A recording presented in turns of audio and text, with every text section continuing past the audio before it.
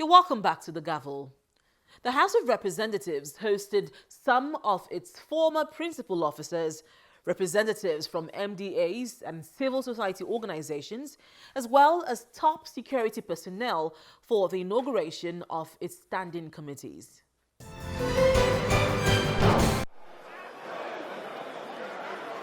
The House of Representatives set aside the entire legislative day of October 2nd to inaugurate its standing committees.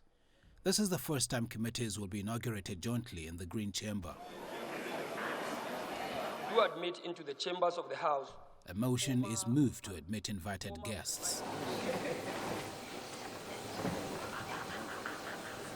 Among the guests were the former Speaker of the House of Representatives and former clerk to the National Assembly. Members of the Parliament, members of the legislature are not auditors. When it is time to audit, you have the staff that are supposed to be visiting these ministries and entities. But it is not for legislators to begin to troop into government ministries. It was instructive, and I dare say, perhaps for a reason, that in allocating powers to the three arms of government, the Constitution of the Federal Republic of Nigeria, 1999, listed the legislature ahead of both the executive and the judiciary. The premise of the Constitution allocated powers in Section 4, 5, and 6 of the Constitution to the legislative, executive, and judicial arms in that order. In his speech, the Speaker charged lawmakers to be responsible in discharging their duties. Whatever the judgment of history will be for this 9th House of Representatives, whether for good or bad, will depend largely on the conduct and the activities of the committees we are inaugurating today. In constituting these committees, the leadership of the House of Representatives has taken time to ensure that members are assigned to committees that fit perfectly with their legislative interests and priorities. Their prior experience and skills, as well as the identified needs of the constituencies they represent. It is now left for you, the chairman and members, to go forward and show yourselves capable of meeting the responsibilities to which you have been assigned and deserving of the mandate which you hold in trust of the Nigerian people. He also spoke in collaboration with the ministries, departments, and agencies for an effective oversight function. It is only through our joint efforts that we can meet the objectives of this administration and keep the promises we have made to the Nigerian people. We in the House of Representatives intend without reservation to exercise the full authority of the legislature as it relates to the oversight of the MDAs. However, our purposes are not punitive, neither are our intentions adversarial, but in furtherance of our shared objectives of national development, peace, progress, and prosperity for all. To this extent, we will be fully supporting and empowering our committees, particularly the Committee on Legislative Compliance. This is for effective oversight. The ad hoc committees on the Niger Delta Development Commission and that on the ports and harbors are to conclude their investigations and submit their reports by Friday, the 4th of October, 2019. All other ad hoc committees are to conclude their activities and submit their reports before the 14th of October, 2019. I thank the chairman and members of these ad hoc committees for their dedication and a job well done. Already the House has begun to act on some of the issues that have been unearthed and the recommendations they have made. These efforts will continue through the respective standing committees. Following the inauguration of the standing committees, the ad hoc committees are now expected to submit their reports before 14th of October 2019, while those on the Niger Delta Development Commission and Ports and Harbors are to submit theirs by Friday, the 4th of October 2019. Now let's track more happenings in the National Assembly during the week. The House of Representatives has passed a bill that seeks to reserve 20% of job opportunities in ministries, departments and agencies to physically challenged people. In a rare move, the bill was sponsored by the Speaker of the House of Representatives, Femi Gbajabiamila. While presenting the bill on Thursday, 3rd October, the Speaker said physically challenged persons are discriminated against in the job market, and this bill seeks to address this.